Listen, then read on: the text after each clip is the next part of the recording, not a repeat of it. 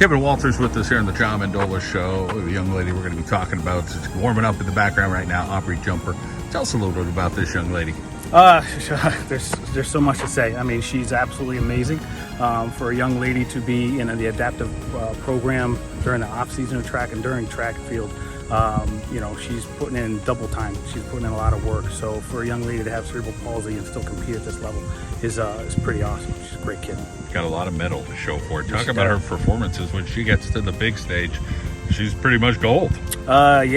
She just recently competed at Junior Nationals down out in Colorado. She did 8 events. She came home with 8 medals. Out of those 8 medals, 5 of them were national records. So that's amazing. She puts in the work. She works hard, and through adaptive sports, she's able to compete and be successful.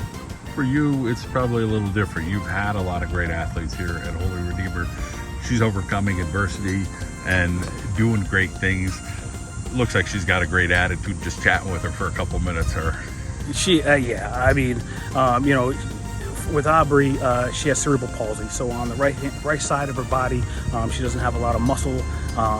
Even as far as brain function goes and breathing, it affects everything. So Aubrey, since she was born, has had this cerebral palsy. So through adaptive sports, she's been able to compete. And as a coach, it's been a humble experience. It's been a phenomenal experience to work with her, work through her adversity, to coach her, to mentor her. It has been just a blessing. And to see how she competes. The first 2 years, I didn't even know Aubrey had cerebral palsy, because it's just in her personality not to dwell on it. 2 years into coaching her, next thing I know, I'm like, what?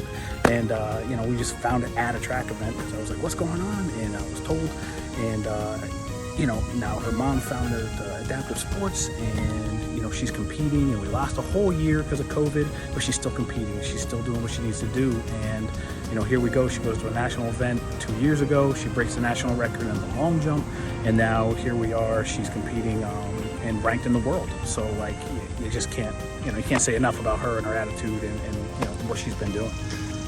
For you, a little different with a student athlete with cerebral palsy. Did you have to train her differently? Did you have to do a little bit more reading up on what you can and cannot do to make sure that you're not forcing an injury that could hamper her a little bit? 100%. Training a fully capable athlete is 100% different than training someone with cerebral palsy. At some point, you have to learn your athletes as a coach, and at some point, you could push an able-bodied athlete to the limit and keep pushing them and push them through the mental and the physical.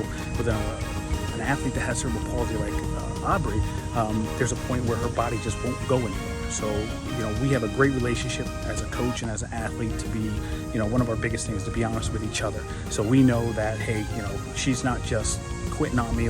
Sometimes an athlete just isn't having a good day and they want to stop.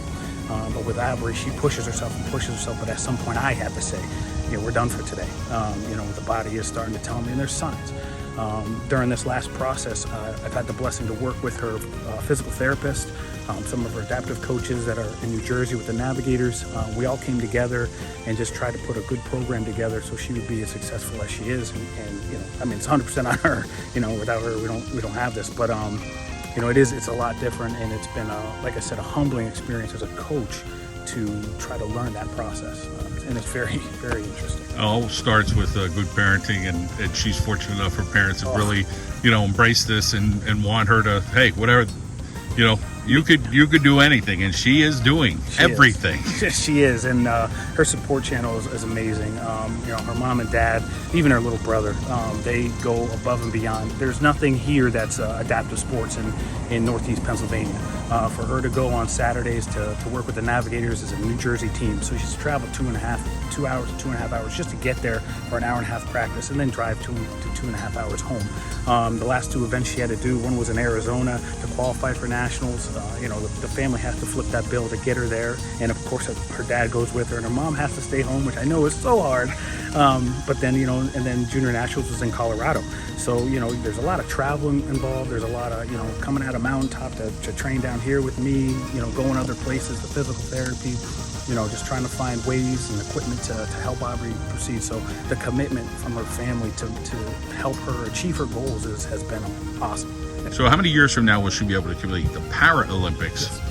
are this year? They're going on right now. They're going on absolutely right now. They just started. We had to get her classification first for her to be able to compete. And unfortunately, we missed it by like 30, 40 days. We missed the ability to register for the Olympics, the Olympic trials. Otherwise, I have no doubt in my mind she would be there right now. She's ranked number 2 in the United States in her field, and she's ranked in the world. So she would be competing and hopefully I would be in Tokyo with her, but she would be competing at the Olympics. So I have no doubt in my mind, and we'll do everything we possibly can to get her there in the next 3 years, and then she'll hopefully compete and qualify for the Olympics 2024. So it's pretty exciting. It's exciting times. Kevin Walters, great to catch up with you, and it's getting a little hot out here. It is roasting out here, but this is what we have to do. So just right. got to be adaptive. Great to see you. Thank you. Take care.